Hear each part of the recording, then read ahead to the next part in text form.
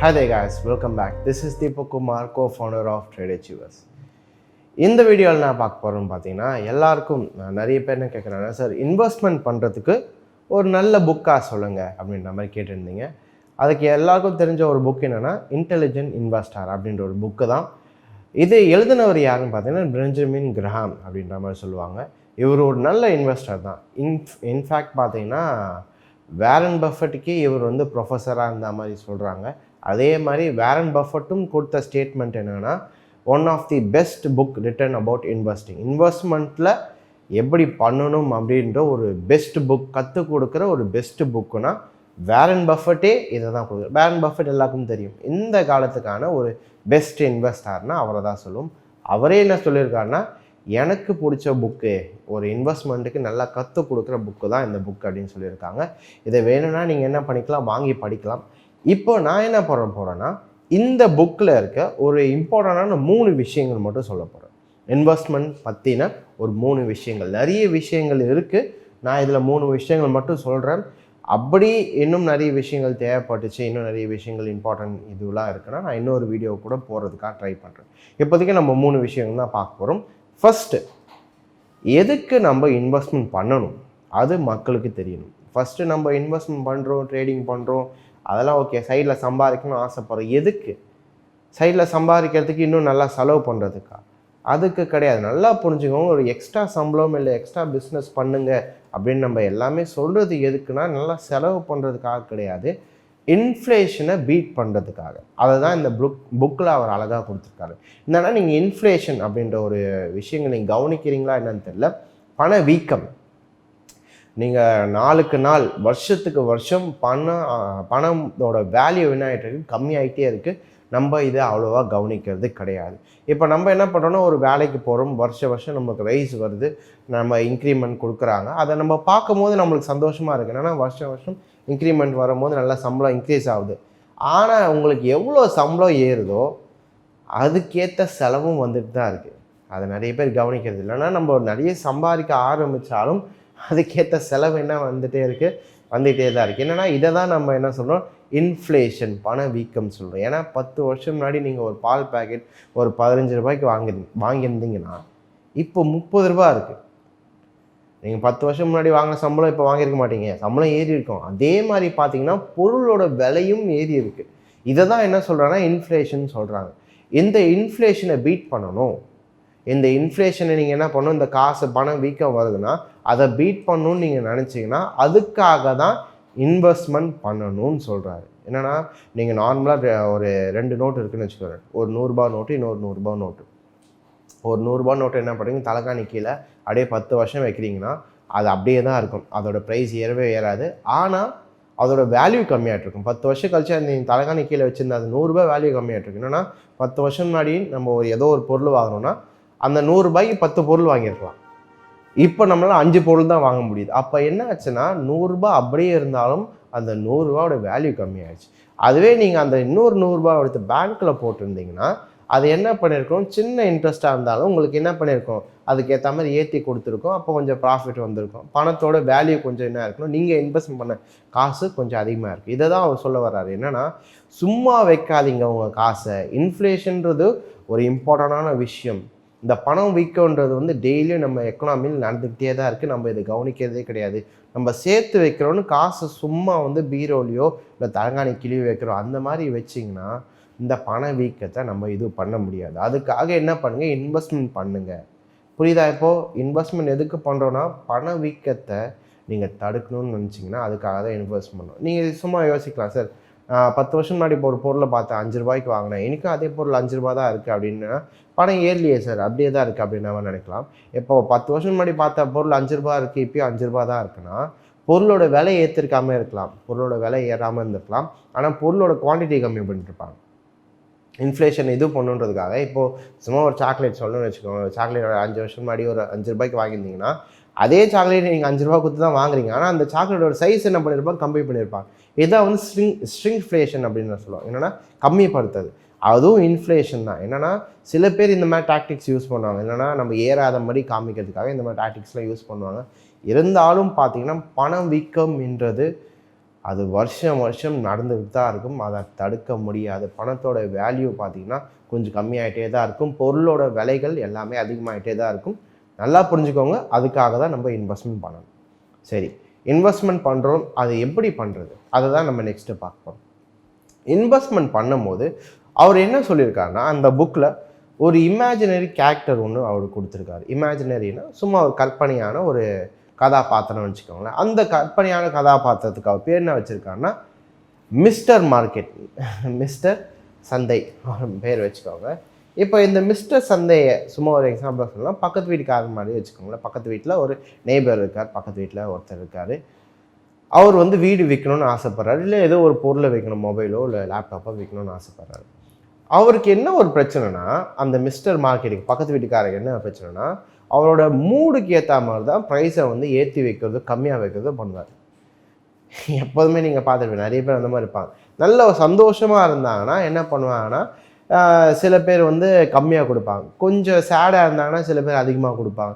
சில பேர் கொஞ்சம் தைரியமாக இருந்துச்சுன்னா அதிகமாக வைப்பாங்க. அந்த மாதிரி என்னென்னா மூடுக்கு ஏற்ற மாதிரி தான் அவர் ப்ரைஸை ஏற்றி என்ன பண்ணுவோம், இறக்கி விற்றுக்கிட்டே இருப்பார்.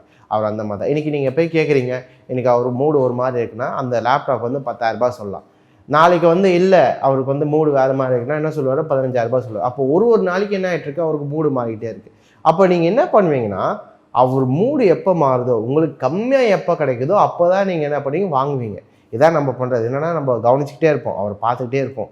எப்போ அவருக்கு நல்லா இருக்கார், எப்போ அவர் கம்மியாக சொல்லுவார், அப்போ என்ன பண்ணிங்களா டக்குன்னு வாங்கிக்கலாம். இதை அதிகமாக சொன்னான்னா இல்லை வேணாம், எனக்கு வேணாம், நான் அப்புறமா வாங்கிக்கிறேன்னு சொல்கிறீங்க. இல்லை கம்மியாக இருக்கும் போது தான் நம்ம என்ன பண்ணுறோம், அந்த இடத்துல போய் வாங்கணும். அதே தான் அவரும் இன்னும் சொல்கிறார். என்னென்னா நீங்கள் நல்லா பாருங்கள், நார்மல் நம்ம லைஃப்பில் பார்க்கும்போது ஒரு பொருள் கம்மியாக இருந்தால் என்ன பண்ணுறீங்க, அந்த மூடு பார்க்குறீங்க. அவரோட மூடு கம்மியாக இருக்குன்னா என்ன பண்ணுறீங்க, பொருளை கம்மியாக சொல்லும் போது போய் வாங்குறீங்க.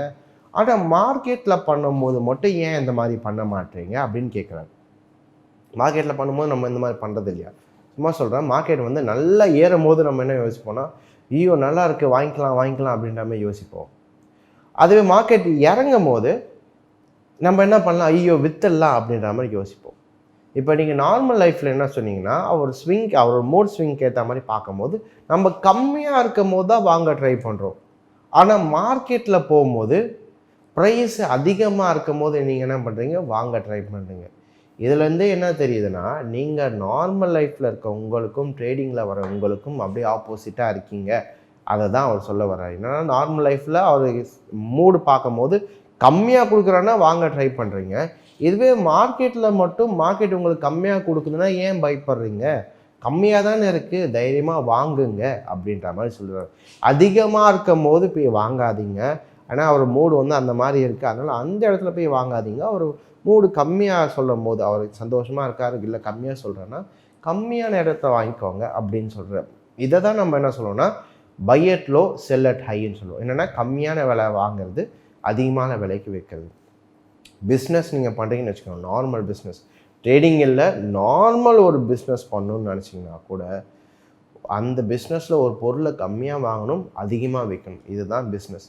ஆனால் மக்களுக்கு என்ன பிரச்சனைனா, காசை வந்து அதிகமாக கொடுத்து வாங்க, மார்க்கெட்டில் வரும்போது அதிகமாக கொடுத்துட்டு வாங்கிட்டு கம்மியான விலைக்கு வரும்போது விற்றுருவாங்க. ஏன்னா அவங்களுக்கு தெரியல, அதனால் அந்த மாதிரி பண்ணுறாங்க. இதை தான் வந்து செகண்ட் சொல்லியிருக்காரு. ஆனால் மிஸ்டர் மார்க்கெட்ன்றவர் வந்து அவரோட ஸ்விங் அந்த மாதிரி தான் இருக்கும், மூட் ஸ்விங் அந்த மாதிரி தான் இருக்கும். மேலே போவார், கீழே வருவார், மேலே போவார், கீழே வருவார். கீழே வரும்போது நல்லா வாங்கி வச்சுக்கோங்க. இது வந்து செகண்ட் விஷயம்.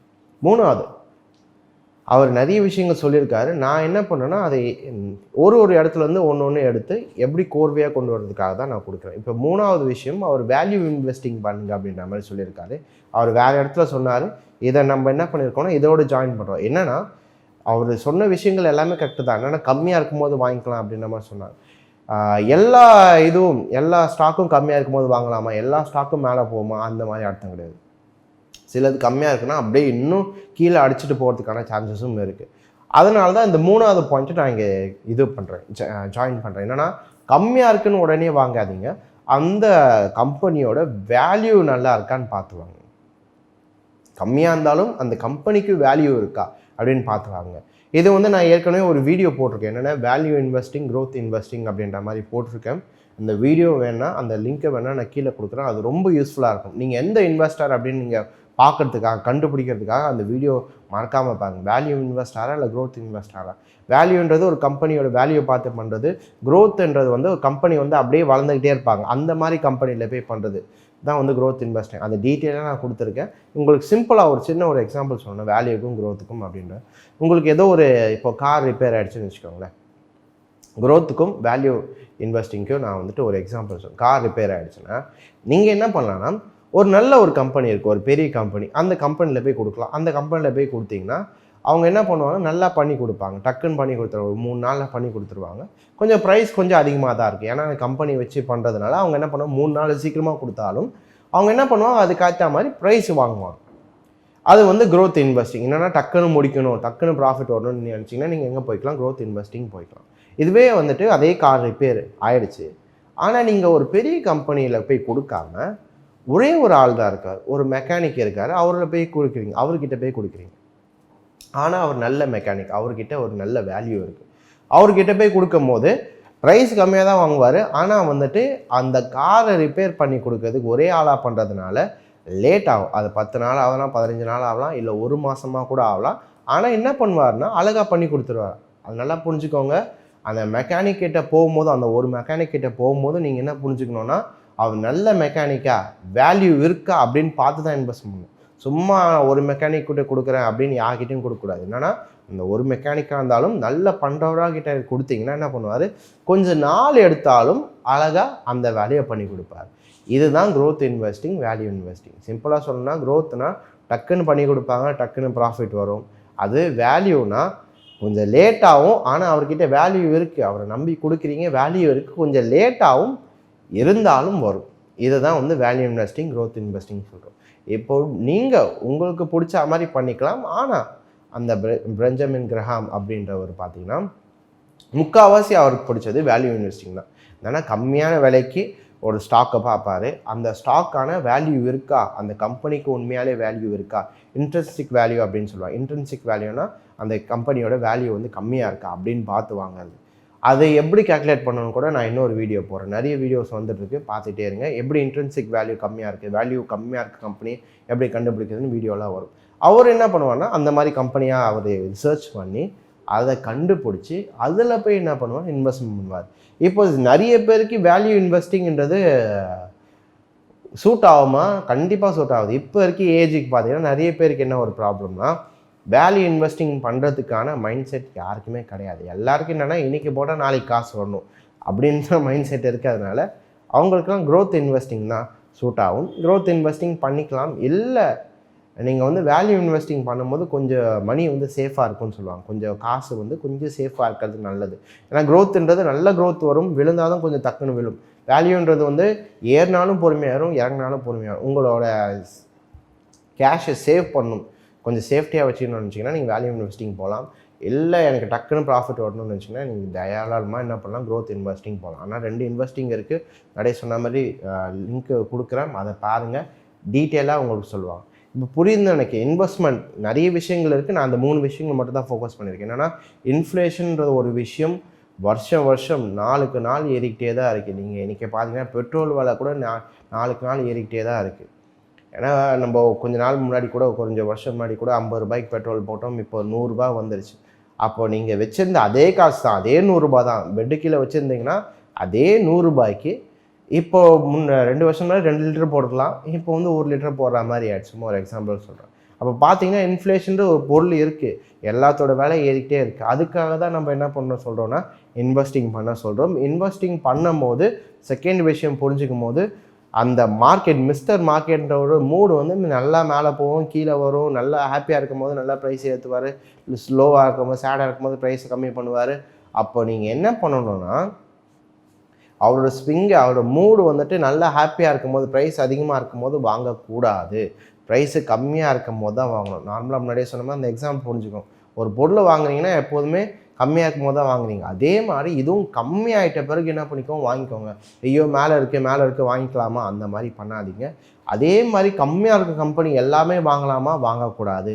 அதோட வேல்யூ எல்லாமே அனலைஸ் பண்ணி உண்மையாலே அந்த கம்பெனிக்கு வேல்யூ இருக்கா அப்படி பார்த்து அனலைஸ் பண்ணுங்கள். வேல்யூ இன்வெஸ்டிங் பண்ணுங்கள் அப்படின்றது தான் அவர் சொல்லியிருக்காரு. இது மட்டும் இல்லாமல் டைவர்சிஃபை பண்ணி பண்ணுங்கள், என்னென்னா ஒரே இதில் போடாதீங்க, அந்த மாதிரி நிறைய விஷயங்கள் சொல்லியிருக்கேன். இதை தான் நான் இந்த 3 விஷயங்கள் தான் மெயினாக ஃபோக்கஸ் பண்ணேன். ஏன்னா இன்வெஸ்ட்மெண்ட் பண்ணுங்கள், பண்ணும்போது இந்த மாதிரி விஷயங்கள்லாம் பார்த்து பண்ணுங்கள்.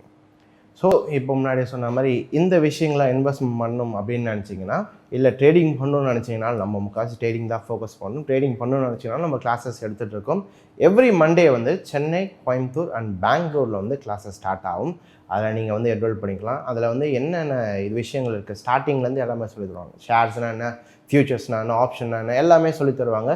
இது மட்டும் இல்லாமல் நம்ம முன்னாடியே சொல்லியிருந்த மாதிரி மதுரையிலையும் ஓப்பன் பண்ண போகிறோம். மதுரையில் எப்போ ஓப்பன் ஆகுது பார்த்தீங்கன்னா 25th ஏப்ரல் அன்றைக்கி ஓப்பன் ஆகுது.